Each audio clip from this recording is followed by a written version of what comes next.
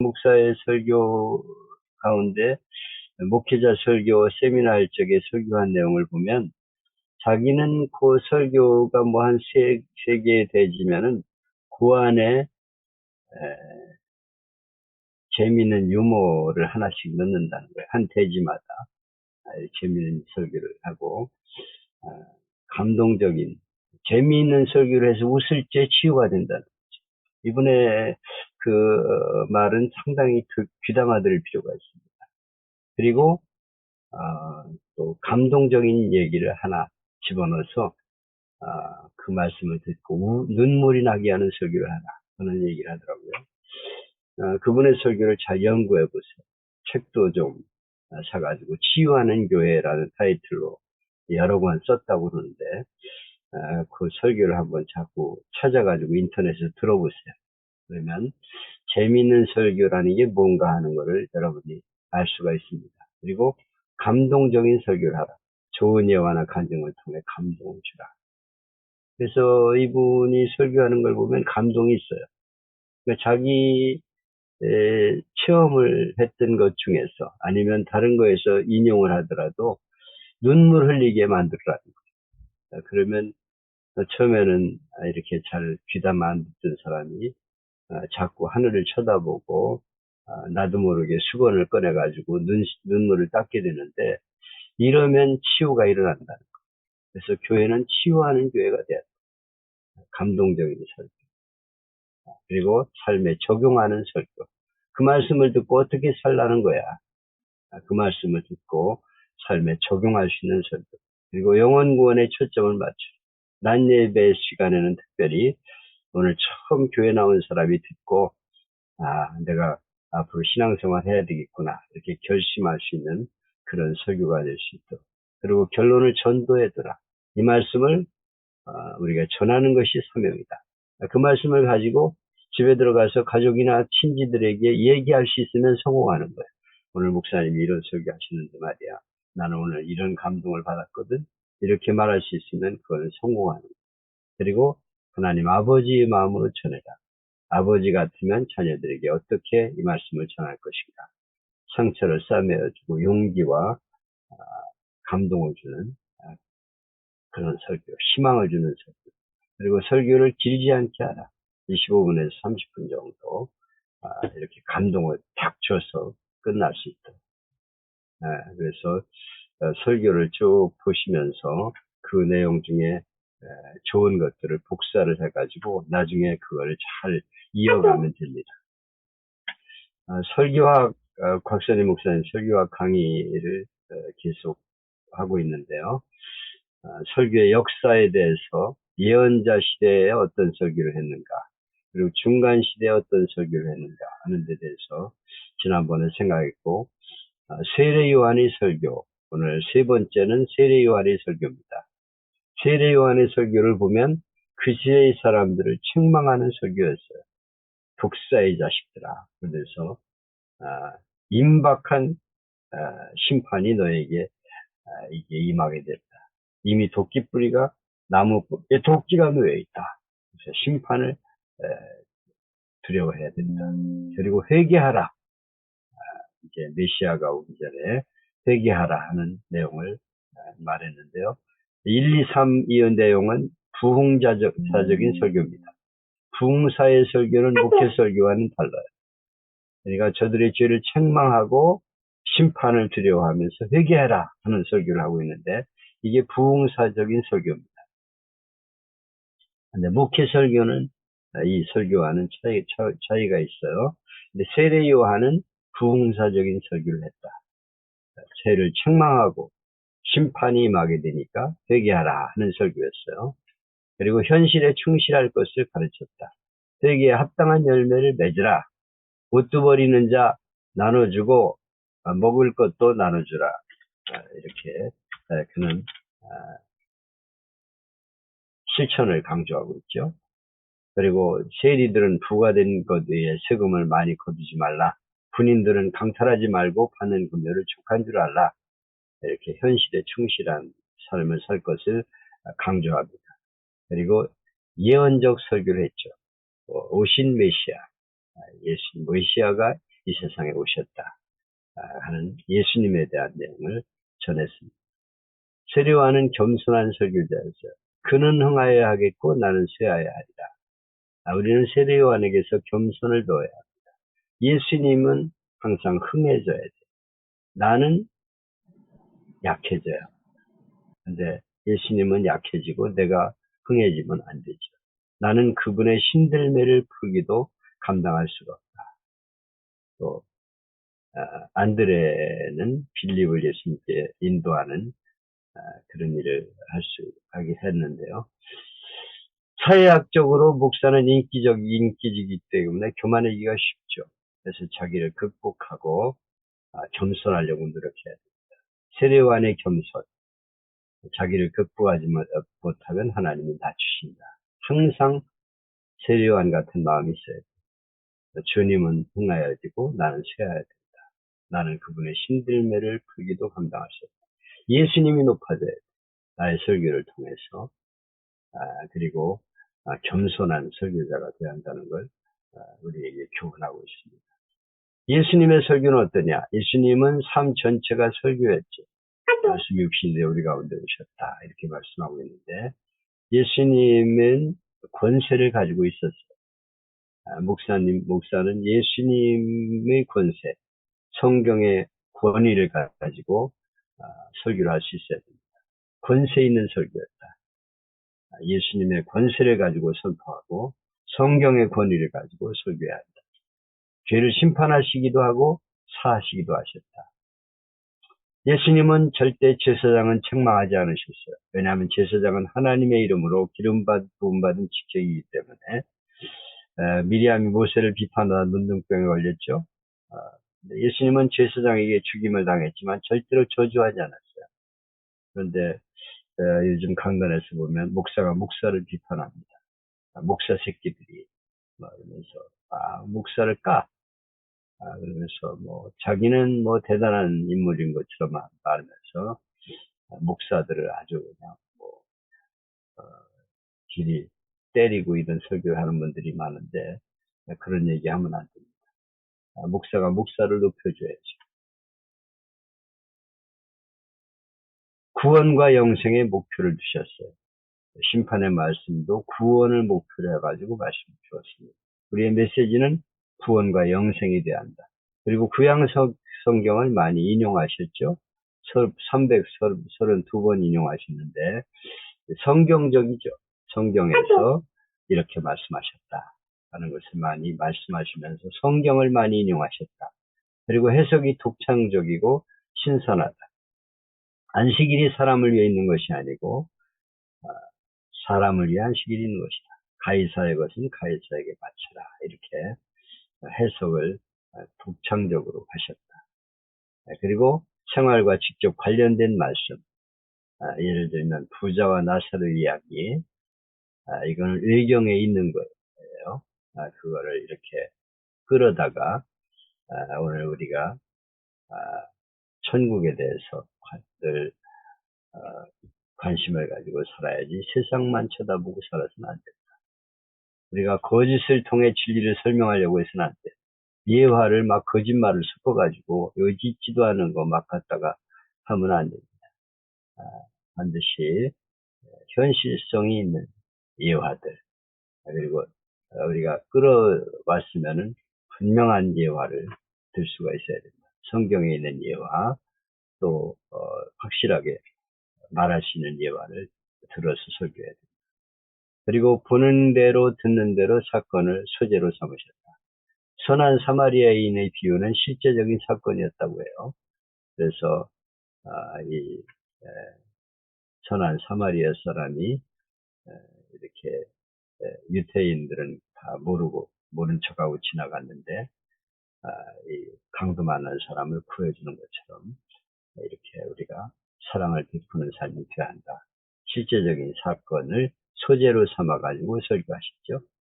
그리고 자기 희생과 관련시켜서 예수님이 우리를 위해서 희생하러 오셨다 하는 것을 말씀을 통해 선포하셨습니다. 우리가 늘 보고 듣는 것들이 다 설교 재료죠. 공중에 나는 새를 보라, 들리는 백합 봐라, 바라봐라. 하나님이 다 돌보시지 않냐. 무엇 때문에 걱정하느냐. 우리의 현실에 있는 내용들이 다 소재가 될 수 있어요. 보고 듣는 것들, 이런 것들을 소재로 삼아가지고 설교를 하셨습니다. 여기 본문 책에 나와 있는 이 예배와 강단은 마태복음 10장 24절로 39절인데 이 내용은 이 10장에 나와 있는 포인트의 중심이 아닙니다. 오히려 7절로 15절 내용이 포인트예요. 이 10장에 나와 있는 포인트, 가장 중심되는 것은 선한 목자 되신 예수님이 이것이 선한 목자 되신 예수님이 중심이 되어야 합니다. 그런데 그걸 빼놓고 뒤에 있는 걸 본문으로 정했는데 이게 마땅하지 않아서 내가 바꿨습니다. 7절로 15절로. 내용은 뭐냐면 나는 양의 문이다. 나보다 먼저 온 자는 절도의 광더니 양들이 듣지 아니하였다. 그래서 나는 문이기 때문에 내 안에 들어와 보면 구원을 얻고 들어가고 나가면서 꼴을 얻으리라. 생명의 꼴을 얻게 된다. 도적은 도적질하고 죽이고 멸망시키려고 왔지만 내가 온 것은 양으로 생명을 얻게 하고 풍성한 삶을 누리게 하려고 왔다 하는 것을 예수님 말씀하셨어요. 그리고 나는 선한 목자다. 선한 목자는 양들을 위해 목숨을 버리는데 싹구는 목자도 아니고 그냥 돈벌이를 위해서 하기 때문에 이리가 오면 도망간다. 그리고 또 이렇게 싹구는 싹을 위해서 일하지만 나는 양을 위해 목숨을 버리노라. 이렇게 말씀하셨는데 이것이 이 마태복음 10장의 중심 내용입니다. 그래서 본문이 이렇게 교재에 나와 있다고 하더라도 그 중에서 정말 중요한 포인트를 잡을 수 있어요. 그래가지고 설교를 작성해야 되는데 이 뒤에 있는 내용은 뭐냐면 유대인들이 언제까지 우리의 마음을 의욕하려고 합니까? 그러면서 말했는데 양은 내 음성을 듣고 나를 따른다. 내가 저에게 영생을 주노니 영원히 여기서 요거는 포인트가 될 수 있는 내용이야. 그런데 요거보다는 앞의 내용이 더 중요합니다. 이건 뒤에서 앞에 설교에서 다루면 되는 예수님은 우리에게 생명을 주러 왔다. 그래서 예수님을 믿으면 영원한 생명을 얻는다 하는 내용을 앞에 선한 목자 메시지에서 말씀하고 있기 때문에 이걸 본문으로 잡으면 산만해집니다. 그리고 예수님이 아버지와 나는 하나님이라고 그러니까 돌로 치려고 했다. 그러면서 예수님께서 하신 내용들을 이렇게 쭉 써놨고 이걸 본문에서 이렇게 정했는데 이거는 본문에서 적합하지 않아요. 이거 이렇게 해서 10장을 읽고 쭉 읽어 내려가서 그 중에 오늘 설교할 내용의 중요한 것을 본문으로 잡는 것이 필요하다. 그래서 제가 본문을 변경시켰습니다. 교재하고 다르게 잡았어요. 요약은 예수님은 도적과 선한 목자를 비교하면서 내가 양의 문이다. 그래서 나를 통해서 선한 생명의 꼴을 얻게 되고 선한 목자로 내가 세상에 왔기 때문에 나를 믿는 자는 생명의 삶을 누리게 된다 하는 것을 말씀하셨어요. 그래서 예수님을 구주로 확실히 모시고 풍성한 삶을 누리는 삶이 되도록 복음을 전하는 이번 주가 되어야겠습니다. 내가 요 본문을 가지고 설교를 한번 작성을 했어요. 조금 깁니다. 내가 작성한 거는 5페이지 작성을 했는데 요거를 한 절반 정도로 줄이세요. 여러분들이 보시고 필요한 내용들을 절반 정도로 줄이시면 됩니다. 제목은 선한 목자 예수님, 이런 제목을 제가 잡았습니다. 어떤 신혼부부가 자기들 힘으로는 도저히 구할 수 없는 인기쇼의 입장권 2장을 우편으로 받았어요. 봉투에 동봉된 쪽지에는 누가 보냈겠나 알아맞혀봐요 이렇게만 적어가지고 보냈어요. 근데 짐작이 안 돼. 근데 극장에 간 두 사람은 아주 즐거운 시간을 가졌어요. 밤늦게 근데 집에 돌아와 보니까 감 나가는 보석과 온갖 물건을 깡그리 도둑 맞았어요. 그 부엌 탁자에는 이런 쪽지 한 장이 놓여 있었습니다. 이제 내가 누군지 알겠지? 이렇게 써놨던 도적이 이런 우리를 해치려고 오늘도 이렇게 아, 저, 활동하고 있다 하는 내용을 예화로 들어가지고 이제 시작을 했어요. 도적 얘기를 하려고 그러는 거예요. 도적은 우리를 해치고 망하게 하려고 보는 것이지만 예수님은 그렇지 않다는 얘기를 하기 위해서 지금 이 얘기를 앞에다가 집어넣은 거예요. 요즘은 너무 더워서 창문 열어놓고 자는 경우가 많죠. 그런데 그대로 갔다가 도둑 맞는 경우가 생깁니다. 문 단속을 잘 해야 되죠. 그래서 요즘은 문에는 잠금 장치를 달고 또 문 밖에 있는 사람들을 보도록 비디오폰까지 설치를 하고 뭐 녹화까지 뜨는 이런 시대가 되었어요. 문은 낯선 사람이 함부로 내 집 안에 들어오지 못하게 하는 역할을 하는 것이죠. 만일 문이 없어서 아무나 집에 들어온다면 사생활이 보호받지 못하고 도둑을 맞게 됩니다. 그래서 문이 필요하죠. 근데 이 시대에 도둑들이 있다는 거예요. 우리 영혼을 도적질하고 우리를 파멸시키는 도둑들이 있다. 그래서 나는 양의 문이다. 나를 통해서 들어오는 자는 안전하게 보호를 받고 생명의 꼴을 먹게 된다 하는 것을 예수님이 말씀하셨어요. 간교한 사단이 뱀의 형상으로 다가와 아담과 하와를 속였죠. 하나님 말씀에 불순종해도 안 죽는다. 눈이 밝아져 하나님과 같이 되어 선악을 알 만큼 지혜롭게 된다. 이렇게 그럴듯하게 속이고 사람들에게 주신 보물을 훔쳐갔어요. 에덴을 도둑질해 갔습니다. 사단은 질이 나쁜 도둑이죠. 하나님 주신 복을 훔쳐가는 것이 사탄의 정체예요. 하나님이 주신 생명을 훔쳐갑니다. 온갖 좋은 걸 훔쳐가요.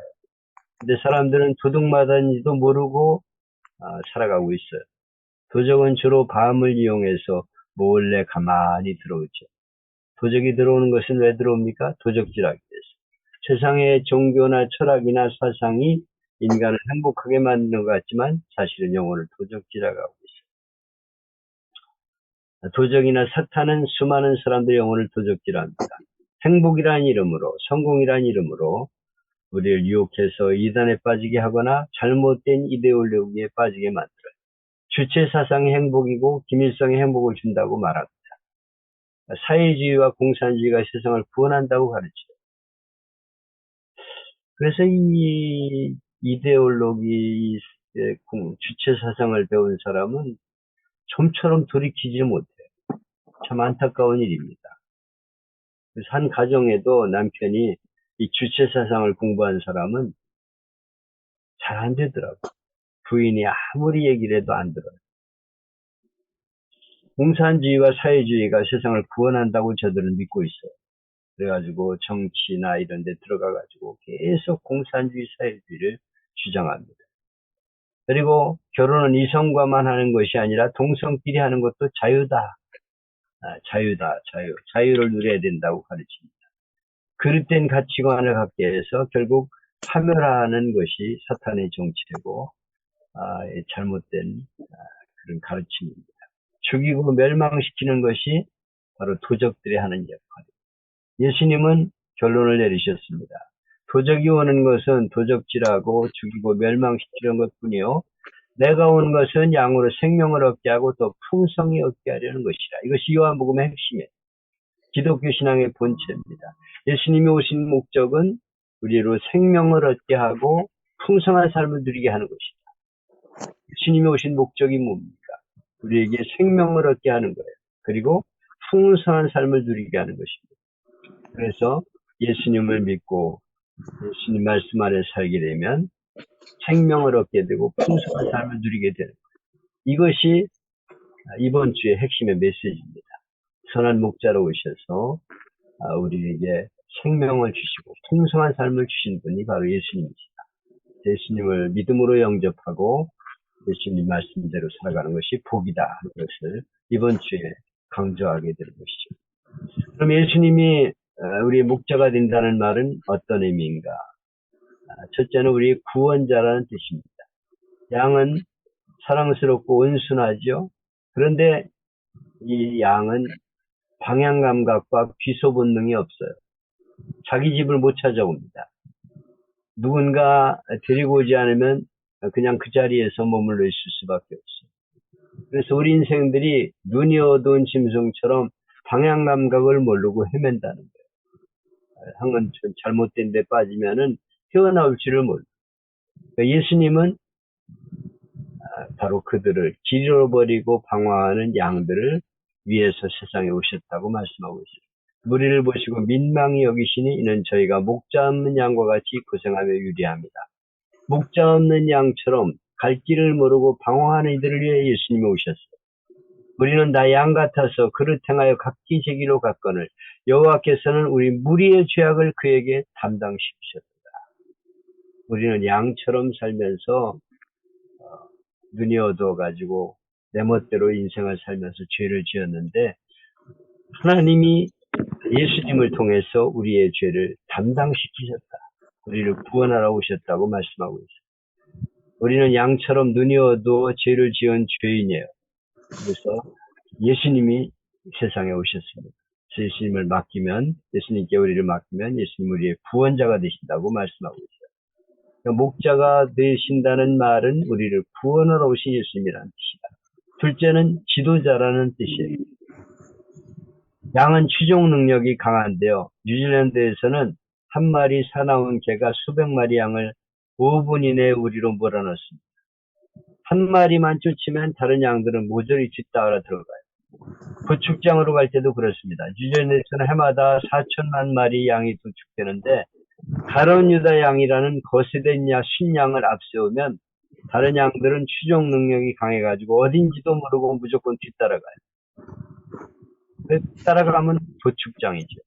우리는 양 같아서 잘못된 길을 판단하지 못하고 따라가. 끌려가다 보니까 이단이에요. 잘못된 곳으로 휩쓸려 들어갑니다. 그릇된 곳으로 가지 않게 하는 지도자가 우리에게 필요한데 참 목자 되신 주님께 우리를 맡길 때 그분이 우리를 좋은 곳으로 인도하는 지도자가 되신다 하는 것을 의미하는 거죠. 셋째는 관리자라는 의미예요. 목자는 양의 먹이를 잘 관리해 줘야 됩니다. 양은 독이 있는 식물과 독이 없는 식물을 구별을 잘 못해요. 그래서 독이 없는 싱싱한 풀을 먹도록 관리를 해줘야 합니다. 그리고 썩은 물도 구별하지 못해요. 이런 물을 마시면 탈이 나죠. 또 급물살이 흐르는 곳도 위험합니다. 어린 양은 품에 안고 싶을 정도로 귀엽고 깨끗하죠. 그런데 다 자란 양은 털에 리놀린이라는 것을 함유하고 있어서 기름기가 많고 지저분합니다. 날아다니는 물질들이 털에 붙으면 떨어지지 않아요. 양들의 배설물이 털에 붙으면 떨어지지 않습니다. 지저분하고 불결한 그곳에 파리가 알을 깝니다. 부더기가 생기죠. 그래서 잘못하면 병에 걸려 생명을 잃게 됩니다. 그래서 목자는 항상 청결하게 씻어주어야 돼요. 양에게 생긴 병은 전염성이 큽니다. 기생충이나 해충으로 생긴 병은 양들 사이 급속도로 퍼져나가요. 그래서 목자는 양의 건강 상태를 잘 관리하며 살펴야 되는데 예수님은 우리를 관리해 주시는 분이시다. 우리의 잘못된 것을 늘 보살펴 주시는 분이 바로 예수님이시다. 제가 양을 한 200마리 키우면서 살았는데 양은 아무데나 막 틀어넣어가지고 자기 때문에 자기가 똥 누는데도 막 틀어넣어가지고 자서 양의 털들이 막 들어붙어가지고 아주 더러워요. 더러워. 그래서 목욕을 시켜줘야 합니다. 시냇가로 몰고 나가가지고 양들을 다 이렇게 털을 다 씻어가지고 깨끗하게 해주는 일을 했어요. 바로 우리를 돌보시는 관리자가 되시는 분이 바로 예수님이시다. 그리고 우리의 보호자라는 의미예요. 양은 방어 능력이 없죠. 하나님이 다른 동물에게는 무기를 주셨어요. 뿔이나 이빨이나 손톱, 발톱 이걸로 자기를 방어할 수 있습니다. 토끼는 공격 무기는 없지만 도망갈 다리가 있어서 도망을 잘 갑니다. 양은 공격 무기도 없고 방어 무기도 없어요. 맹수가 달려들면 한 곳에 모여 있다가 먹이가 되기 쉽습니다. 양은 한 번 넘어지면 자기 힘으로 일어나기가 불가능. 누군가 일으켜 놓으셔야 됩니다. 아주 나약한 동물이에요. 근데 예수님은 우리의 보호자가 되신다 하는 뜻입니다. 베드로는 예수님을 목자장이라고 불렀죠. 요한은 양을 위해 생명을 바친 선한 목자라고 예수님을 말씀했습니다. 예수님은 우리를 잘 돌보시는 선한 목자가 되신다. 그래서 요한복음 14장 6절에 보면 내가 길이요 진리요 생명이니 나로 말미암지 않고는 아버지께로 올 자가 없느니라. 예수님은 내가 길 중에 하나다 이렇게 하지 않으시고 내가 유일한 길이다. 천국으로 가는 길, 생명을 주는 분은 바로 예수님이라고 유일한 분이라고 말씀하고 있어요. 사도행전 4장에 보면 다른 이로서는 구원할 수 없나니 천하 인간의 구원 얻을 만한 다른 이름을 우리에게 주시니 없습니다 하였다. 성경에서 하나님이 구원을 베푸시기 위해서 다른 이름을 우리에게 주시니 없다고 말씀하고 있어요. 예수님 한 분만이 우리에게 생명을 주시는 유일한 분이에요. 불교나 유교도 좋고 착하게만 살면 되지 꼭 예수 믿어야 되느냐 이렇게 주장하는 것은 잘못된 말입니다. 석가모니나 공자나 마음에도 뭐 우리에게 좋은 말을 한 건 있지만은 우리의 죄 문제를 해결할 수 없어요. 네, 많은 사람들이 내가 뭐 다른 종교나 다 똑같아. 어느 걸 믿는 거나 다 같은 거야. 그러면서 절에 나가고 뭐 유교 제사 지내고 이러는데 참 이거 안타까운 거지. 바로 예수님만이 우리를 구원해 주는 분이라고 말씀하고 있습니다. 예수님이 우리를 위해서 선한 목자가 되셔서 우리를 생명의 길로 인도하신다고 말씀하고 있습니다. 예수님께서 죽음을 통해 많은 이에게 생명을 주셨습니다.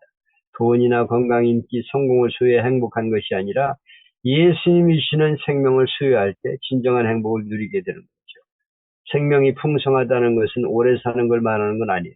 슬픔과 고통과 질병이 없는 삶을 의미하지도 않습니다. 인생에는 슬픔과 고통과 질병이 찾아와요. 그리고 많은 사고도 당합니다. 그러나 예수님을 믿으면 영생을 얻는다. 생명을 얻는다는 것이 다른 일입니다. 중국이 세계적으로 부상하고 있죠.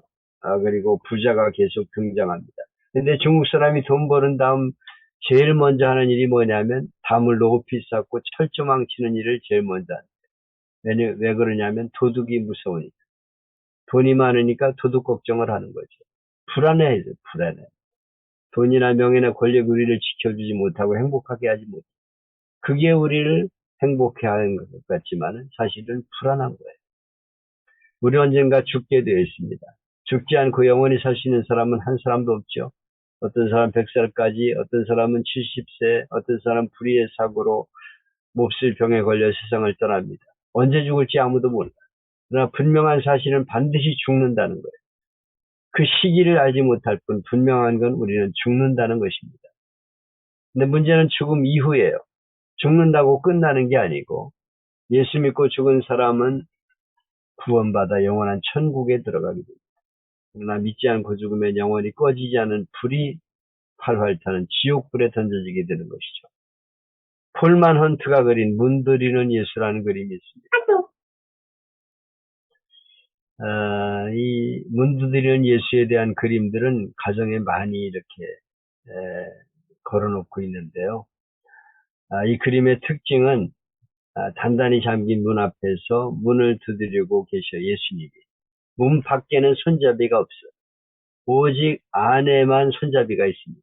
열고 닫는 건 문 안에 있는 사람에게 달려있어요. 그래서 이 그림을 그렸을 때 그림을 그리는 사람이 선생님 그림 잘 그리셨는데요. 한 가지 빠진 게 있네요. 문제 손잡이가 없어요.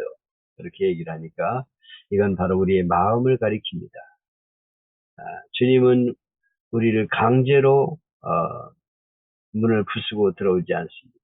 문을 열어라 하고 녹화하고 계십니다. 주님은 우리에게 문을 열라고 말씀하고 있어요. 볼지어다 내가 문 밖에 서서 두드리노니 누구든지 내 음성을 듣고 문을 열면 내가 그에게로 들어가 그는 나와 더불어 먹으리라. 그래서 오늘 문 밖에서 맴돌고 있는 분이 계시면 오늘 확실하게 양의 문이 되시는 주님 안으로 들어가기를 축원합니다. 예수님을 영접하고 믿음으로 예수님을 내가 믿습니다. 이렇게 예수님을 영접하면 풍성한 삶을 누리게 되는 것이죠. 예수님은 십자가에 돌아가심으로 우리의 죄를 담당하셨어요. 누구든지 예수를 믿으면 멸망하지 않고 영생을 얻을 수 있습니다. 예수님을 나의 구주로, 나의 구원자로 영접하기만 하면 이 땅에서 풍성한 삶을 누릴 수가 있어요. 사용받아야 될 죄인들인데 특별 사면이 우리에게 임하게 되는 것입니다. 특별 사면을 받은 후에는 자유를 누릴 수 있는 길이 우리에게 열려져 있죠. 근데 이걸 거부한다면 하나님도 어쩔 수 없습니다. 에드워드가 쓴 내면의 혁명이라는 책이 있는데요. 사면장을 받고도 사면을 거부한 사형수 얘기가 나옵니다. 1892년 미국의 조지 윌스라는 한 남자가 우체국에서 강도 행곡을 벌이다가 강도와 살인죄로 체포되었어요.